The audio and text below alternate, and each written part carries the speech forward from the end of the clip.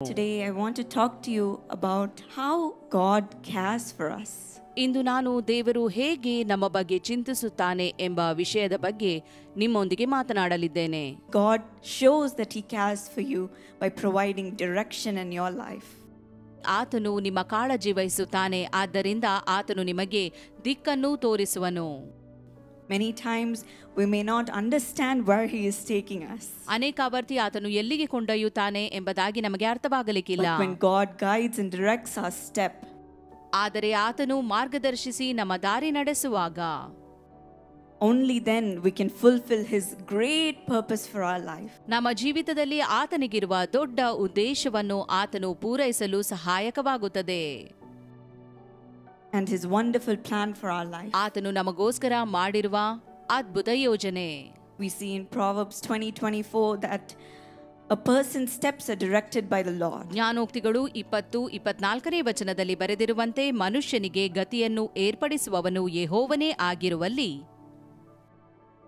How then can anyone understand their own way? ಮನುಷ್ಯನು ತನ್ನ ಮಾರ್ಗವನ್ನು ಹೇಗೆ ತಿಳಿದುಕೊಂಡಾನು? His ways are mysterious and marvelous. ಆತನ ಮಾರ್ಗಗಳು ನಿಗೂಢವೂ ಅದ್ಭುತವೂ ಆಗಿದೆ. In our life, many times when we hit bumps in the road, ನಮ್ಮ ಜೀವಿತದಲ್ಲಿ ರಸ್ತೆಯ ಉಬ್ಬುಗಳನ್ನು ನಾವು ಹೊಡೆದಾಗ we may think, oh, everything is going to fail. ಎಲ್ಲವೂ ವಿಫಲವಾಗಲಿದೆ ಎಂದು ಅನಿಸುತ್ತದೆ. My life is going to end.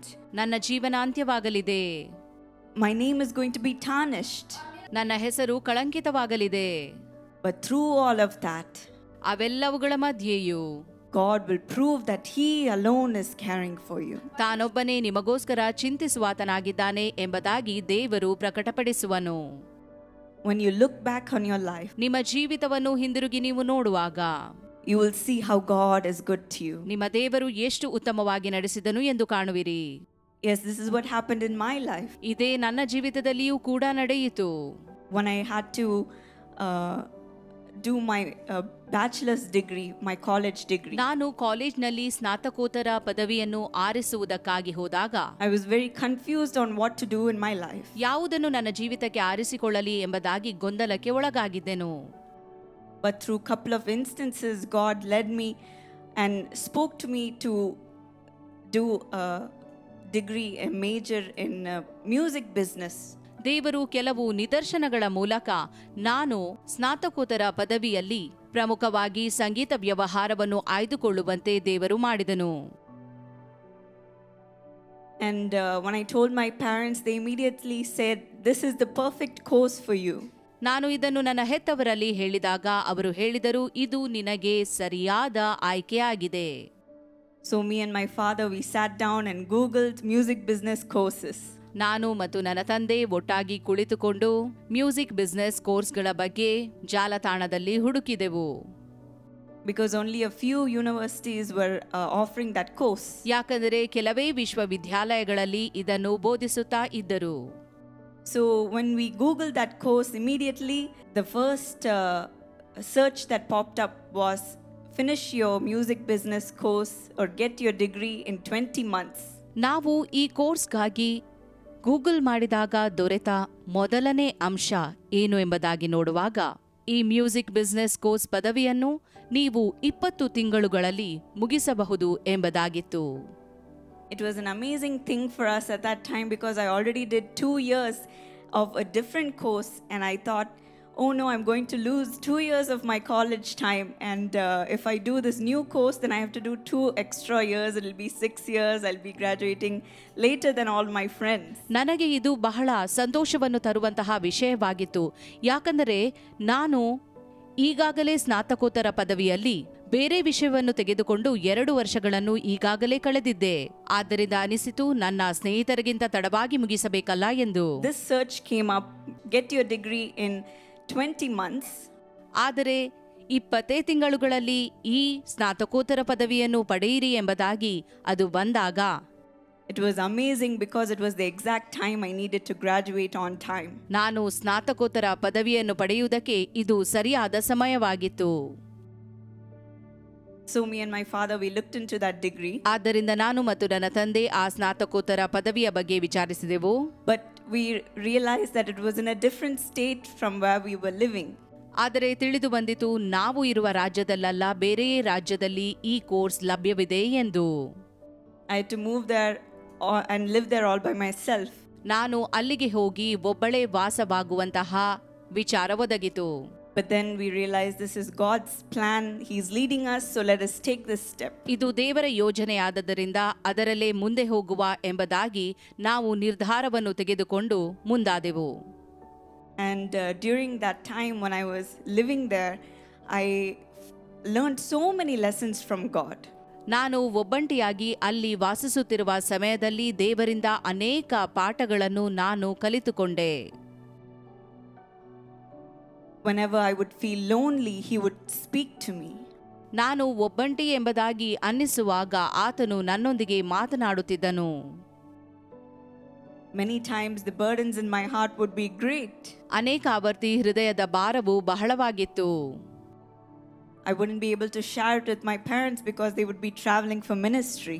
ನಾನು ಇದನ್ನು ಹೆತ್ತವರೊಂದಿಗೆ ಹಂಚಿಕೊಳ್ಳಲು ಆಗಲಿಲ್ಲ, ಯಾಕಂದರೆ ಅವರು ಸೇವೆಗಾಗಿ ಪ್ರಯಾಣಿಸುತ್ತಾ ಇದ್ದರು. But God gave me comfort. ಆದರೆ ದೇವರೇ ನನ್ನನ್ನು ಸಮಾಧಾನಪಡಿಸಿದನು. During that time, God enabled me to open up a website, a blog to write for young people. ಅದೇ ಸಮಯದಲ್ಲಿ ಒಂದು ಬ್ಲಾಗ್ ಅನ್ನು ಪ್ರಾರಂಭಿಸಿ ಅದರ ಮೂಲಕ ಯವನಸ್ಥರಿಗೆ ಉತ್ತಮವಾದದ್ದನ್ನು ಬರೆಯಲಿಕ್ಕೆ ಸಾಧ್ಯವಾಯಿತು. How to live in this age as a follower of God. ದೇವರನ್ನು ಹಿಂಬಾಲಿಸುವವರಾಗಿ ಈ ಪ್ರಾಯದಲ್ಲಿ ಬದುಕುವುದು ಹೇಗೆ ಎಂಬುದಾಗಿ. And through various different people, he would provide food for me. ಅನೇಕ ಜನರ ಮೂಲಕ ಆತನು ನನಗೆ ಆಹಾರವನ್ನು ಕಳುಹಿಸಲು ಪ್ರಾರಂಭಿಸಿದನು. They would randomly call me one day and say, I'm making fish curry for you and freezing it and sending it to you. ಹೀಗೆ ಯಾವಾಗಲಾದರೂ ಕರೆ ಮಾಡಿ ಹೇಳುತ್ತಿದ್ದರು, ನಾನು ನಿನಗಾಗಿ ಮೀನು ಸಾರು ಮಾಡಿದ್ದೇನೆ, ಅದನ್ನು ಫ್ರೀಸ್ ಮಾಡಿ ಕಳಿಸುತ್ತೇನೆ. It was so amazing how God cared for me. ದೇವರು ನನ್ನ ಬಗ್ಗೆ ಚಿಂತಿಸುವ ರೀತಿಯನ್ನು ನೋಡಿ ನಾನು ಆಶ್ಚರ್ಯಪಟ್ಟೆನು. And proved that this was his leading, his direction for my life. ಆತನೇ ಇದನ್ನು ನಡೆಸುತ್ತಿದ್ದಾನೆ, ಮಾರ್ಗದರ್ಶಿಸುತ್ತಿದ್ದಾನೆ ಎಂಬುದಕ್ಕೆ ಇದೇ ನಿದರ್ಶನವಾಗಿತ್ತು. Many times when we are walking in God's plan, ಅನೇಕ ಆವರ್ತಿ ನಾವು ದೇವರ ಯೋಜನೆಯಡಿಯಲ್ಲಿ ನಡೆಯುವಾಗ it may be lonely. ಒಬ್ಬಂಟಿ ಅನ್ನಿಸಬಹುದು. We may go through sorrow. ದುಃಖದಿಂದ ನಾವು ಹಾದು ಹೋಗಬಹುದು. We may go through failure. ವಿಫಲತೆಯಿಂದ ಹಾದು ಹೋಗಬಹುದು. We may go through shame. ಅವಮಾನದ ಮೂಲಕ ಹಾದು ಹೋಗಬಹುದು. But in mysterious ways, God will send people to show that he cares for you. ಆದರೆ ಅದ್ಭುತವಾಗಿ ಜನರನ್ನು ಕಳುಹಿಸುವ ಮೂಲಕ ಆತನು ನಿಮ್ಮ ಬಗ್ಗೆ ಚಿಂತಿಸುತ್ತಾನೆ ಎಂದು ತೋರಿಸುತ್ತಾನೆ. Maybe during that time, even your bank account may be dry. ಆ ಸಮಯದಲ್ಲಿ ನಿಮ್ಮ ಬ್ಯಾಂಕ್ ಖಾತೆಯೂ ಕೂಡ ಬತ್ತಿ ಹೋಗಿರಬಹುದು. But he will mysteriously provide for you. ಆದರೆ ಅದ್ಭುತವಾದ ರೀತಿಯಲ್ಲಿ ಆತನು ನಿಮಗೆ ಒದಗಿಸುವನು. Showing that you are going in the right direction. ನೀನು ಸರಿಯಾದ ಮಾರ್ಗದಲ್ಲಿ ಹೋಗುತ್ತಿದ್ದಿ ಎಂಬುದಾಗಿ ತೋರಿಸುವುದಕ್ಕಾಗಿ. And that he is with you to show that he cares for you. ಆತನು ಚಿಂತಿಸುತ್ತಾನೆ ಎಂಬುದಾಗಿ ಆತನು ತೋರಿಸುವ ಮೂಲಕ. In the same way, God led me even during that time. ಆ ಸಮಯದಲ್ಲಿ ದೇವರು ನನ್ನನ್ನು ಕೂಡ ಹೀಗೆ ನಡೆಸಿದನು. Enabling me to graduate. ನಾನು ಸ್ನಾತಕೋತ್ತರ ಪದವಿ ಪಡೆಯುವಂತೆ ಮಾಡಿದನು. Then after that, I was looking for many jobs. ತರುವಾಯ ನಾನು ಕೆಲಸಕ್ಕಾಗಿ ಹುಡುಕಾಡುತ್ತಿರುವಾಗ But many of it, they weren't the right fit for me. ಆದರೆ ಅದರಲ್ಲಿ ಕೆಲವೊಂದು ನನಗೆ ಸರಿಯಾದದ್ದು ಆಗಿರಲಿಲ್ಲ. I experienced failures. ನಾನು ವಿಫಲತೆಯನ್ನು ಕಂಡೆನು. Or it wasn't according career path that I had for my life. ಅದು ನನಗೆ ಸರಿಯಾದ ವೃತ್ತಿ ಮಾರ್ಗದ ಆಯ್ಕೆಯಾಗಿರಲಿಲ್ಲ. But in all of that, God taught me important lessons. ಅವೆಲ್ಲವುಗಳ ಮಧ್ಯೆಯೂ ದೇವರು ನನಗೆ ಸರಿಯಾದ ಪಾಠವನ್ನು ಕಲಿಸಿದನು. Guided me and helped me grow. ಮಾರ್ಗದರ್ಶಿಸಿ ನಾನು ಬೆಳೆಯುವಂತೆ ಮಾಡಿದನು. After that, he enabled me to finish my masters. ನಂತರ ಮಾಸ್ಟರ್ಸ್ ಕೂಡ ಮುಗಿಸುವಂತೆ ಮಾಡಿದನು. And then I moved back to India. ನಂತರ ನಾನು ಭಾರತಕ್ಕೆ ಹಿಂದಿರುಗಿ ಬಂದೆನು. And now God has enabled me to travel all over India singing about His ಈಗ goodness. ಭಾರತದಾದ್ಯಂತ ಆತನ ಉತ್ತಮತೆಯ ಹಾಡುಗಳನ್ನು ಹಾಡುತ್ತಾ ನಾನು ಪ್ರಯಾಣಿಸುವಂತೆ ದೇವರು ನನ್ನನ್ನು ಶಕ್ತಳನ್ನಾಗಿ ಮಾಡಿದ್ದಾನೆ. God blessed me even in my education ನನ್ನ ವಿದ್ಯಾಭ್ಯಾಸದಲ್ಲಿಯೂ ದೇವರು ನನ್ನನ್ನು ಆಶೀರ್ವದಿಸಿದ್ದಾನೆ and even in my career. ಮತ್ತು ನನ್ನ ವೃತ್ತಿ ಮಾರ್ಗದಲ್ಲಿಯೂ. Now I'm the director of media in Jesus Calls. ನಾನು ಈಗ ಯೇಸು ಕರೆಯುತ್ತಾನೆ ಸೇವೆಯಲ್ಲಿ ಮಾಧ್ಯಮ ನಿರ್ದೇಶಕಳಾಗಿದ್ದೇನೆ. And then God blessed me with a wonderful husband ಮತ್ತು ದೇವರು ನನಗೆ ಒಂದು ಉತ್ತಮ ಗಂಡನೊಂದಿಗೆ ಆಶೀರ್ವಾದ ಮಾಡಿದ್ದಾನೆ. who's also a musician and a worship leader, and we minister together all over the world. ಅವರು ಮ್ಯೂಸಿಷಿಯನ್ ಹಾಗೆ ಆರಾಧನಾ ನಾಯಕರು ಆಗಿರುವುದರಿಂದ ಪ್ರಪಂಚದಾದ್ಯಂತ ನಾವು ಒಟ್ಟಿಗೆ ಸೇವೆ ಮಾಡುತ್ತಿದ್ದೇವೆ. I didn't mention many of the things that happened in between. ಅನೇಕ ವಿಷಯಗಳು ಇದಕ್ಕೂ ಮುಂಚೆ ಮಧ್ಯದಲ್ಲಿ ನಡೆದವು, ಅದನ್ನು ನಾನು ತಿಳಿಸಲಿಲ್ಲ. God would send people to comfort us, ದೇವರು ನಮ್ಮನ್ನು ಸಂತೈಸುವುದಕ್ಕಾಗಿ ಜನರನ್ನು ಕಳುಹಿಸುವನು, to support us. ನಮಗೆ ಆಧಾರವಾಗುವುದಕ್ಕಾಗಿ. We would always see His hand in everything. ಎಲ್ಲಾ ವಿಷಯಗಳಲ್ಲಿಯೂ ಆತನ ಹಸ್ತವನ್ನು ನೀವು ಕಾಣುವಿರಿ. In the same way, God will lead you. ಇದೇ ರೀತಿಯಲ್ಲಿ ದೇವರು ನಿಮ್ಮನ್ನೂ ಕೂಡ ನಡೆಸುವನು. In the most unexpected time, you will see His hand. ನೀವು ನೆನಸದ ವಿಚಾರದಲ್ಲಿ ಆತನ ಹಸ್ತವನ್ನು ಕಾಣುವಿರಿ, proving that He cares for you. ಆತನು ನಿಮ್ಮ ಬಗ್ಗೆ ಚಿಂತಿಸುತ್ತಾನೆ ಎಂಬುದನ್ನು ನಿಖರಪಡಿಸುವನು. As it is in Psalm 32:8. ಕೀರ್ತನೆಗಳು 32:8 ಬರೆದಿರುವಂತೆ, I will instruct you and teach you in the way you should go. ನಿನ್ನನ್ನು ಉಪದೇಶಿಸಿ ನಡೆಯಬೇಕಾದ ಮಾರ್ಗವನ್ನು ತಿಳಿಸುವೆನು. I will counsel you with my loving eye on you. ನಿನ್ನನ್ನು ಕಟಾಕ್ಷಿಸಿ ಆಲೋಚನೆ ಹೇಳುವೆನು. That is how He led me every single day. ಇದೇ ರೀತಿ ಪ್ರತಿದಿನ ಆತನು ನನ್ನನ್ನು ನಡೆಸಿದನು. He will place His loving eye upon you. ತನ್ನ ಪ್ರೀತಿಯುಳ್ಳ ದೃಷ್ಟಿಯನ್ನು ಆತನು ನಿಮ್ಮ ಮೇಲೆ ಇಡುವನು and direct your steps. ಮತ್ತು ನಿಮಗೆ ಮಾರ್ಗದರ್ಶಿಸಿ ನಡೆಸುವನು. He shows that He cares by helping us when we are hurting. ಆತನು ನಮ್ಮ ಬಗ್ಗೆ ಚಿಂತಿಸುತ್ತಾನೆ ಎಂದು ನಾವು ನೋವಿನಲ್ಲಿರುವಾಗ ತಿಳಿಸುವನು. In Psalm 34:17-20. ಕೀರ್ತನೆಗಳು 34:17 ವಚನಗಳನ್ನು ನೋಡುವುದಾದರೆ, when the righteous cry for help, ಸಹಾಯಕ್ಕಾಗಿ ನೀತಿವಂತನು ಮೊರೆ ಇಡುವಾಗ the Lord hears and delivers them out of all their troubles. ದೇವರು ಮೊರೆಯನ್ನು ಕೇಳಿ ಎಲ್ಲಾ ಕಷ್ಟಗಳಿಂದ ಅವರನ್ನು ಬಿಡಿಸುವನು. The Lord is near to the brokenhearted. ಮುರಿದ ಮನಸ್ಸುಳ್ಳವರ ಹತ್ತಿರದಲ್ಲೇ ದೇವರು ಇದ್ದಾನೆ. And saves the crushed in spirit. ಆತ್ಮದಲ್ಲಿ ಜಜ್ಜಲ್ಪಟ್ಟವರನ್ನು ಆತನು ರಕ್ಷಿಸುತ್ತಾನೆ. Many are the afflictions of the righteous. ನೀತಿವಂತನಿಗೆ ಅನೇಕ ಕಷ್ಟಗಳು ಸಂಭವಿಸುವವು. But the Lord delivers him out of them all. ಆದರೆ ಇವೆಲ್ಲವುಗಳಿಂದ ದೇವರು ಅವರನ್ನು ಬಿಡಿಸುವನು. He keeps all his bones. ಅವನ ಎಲುಬುಗಳನ್ನೆಲ್ಲ ಕಾಪಾಡುತ್ತಾನೆ. Not one of them is broken. ಅದರಲ್ಲಿ ಯಾವುದೂ ಕೂಡ ಮುರಿದು ಹೋಗದು. Yes, my dear friends, He knows what you're going through. ನೀವು ಯಾವುದರಿಂದ ಹಾದು ಹೋಗುತ್ತಿದ್ದೀರಿ ಎಂಬುದಾಗಿ ನನಗೆ ತಿಳಿದಿದೆ. He will show that He cares for you by comforting you when you're broken. ನೀವು ಮುರಿದ ಮನಸ್ಸುಳ್ಳವರಾಗಿರುವಾಗ ನಿಮ್ಮನ್ನು ಸಂತೈಸುವ ಮೂಲಕ ಆತನು ನಿಮ್ಮ ಜೊತೆ ಇದ್ದಾನೆ ಎಂದು ಪ್ರಕಟಪಡಿಸುತ್ತಾನೆ.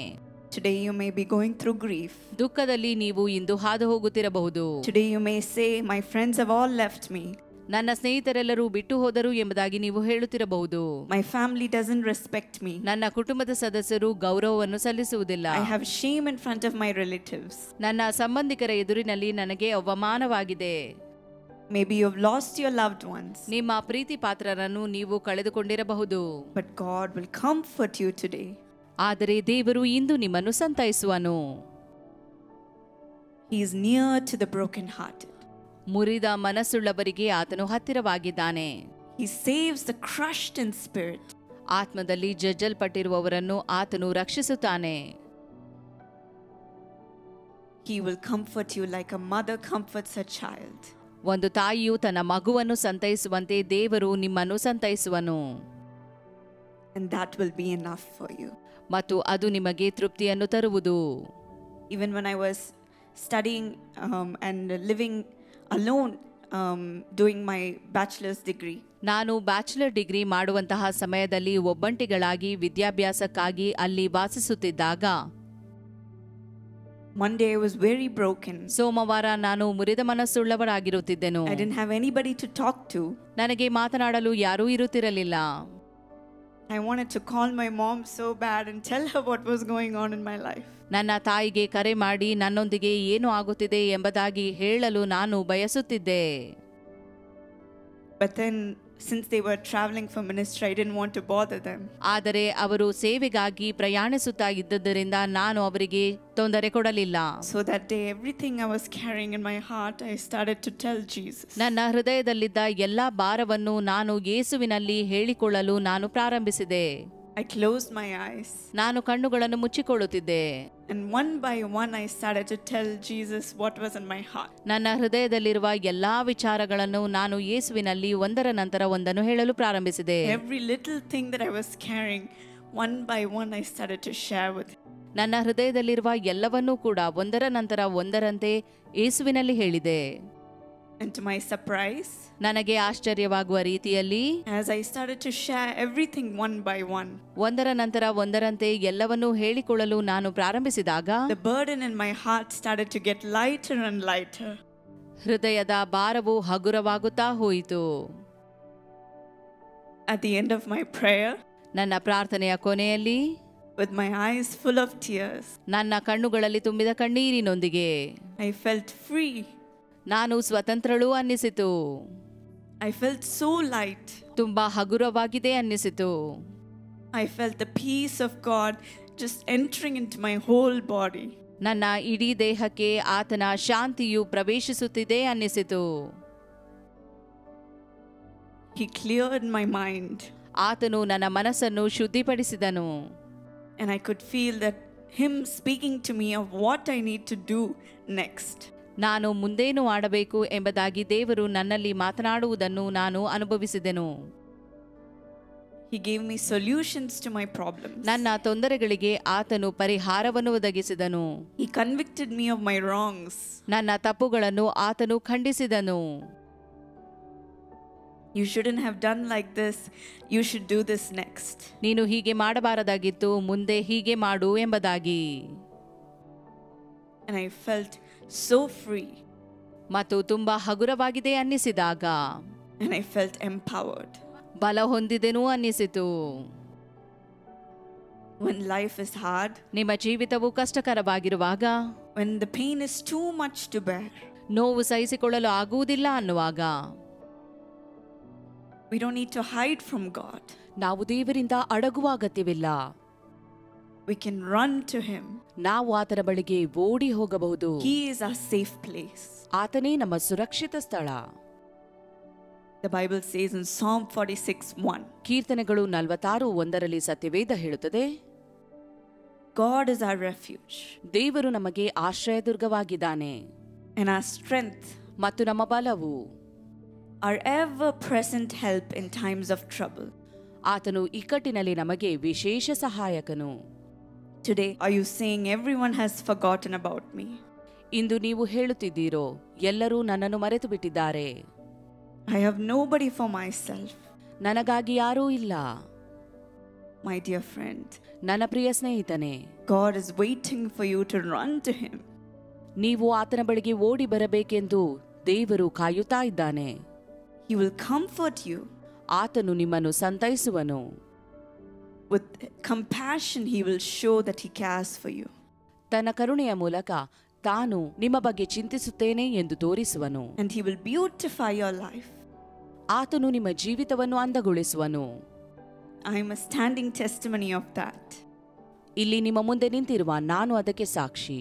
You may not see all of the brokenness that I've gone through.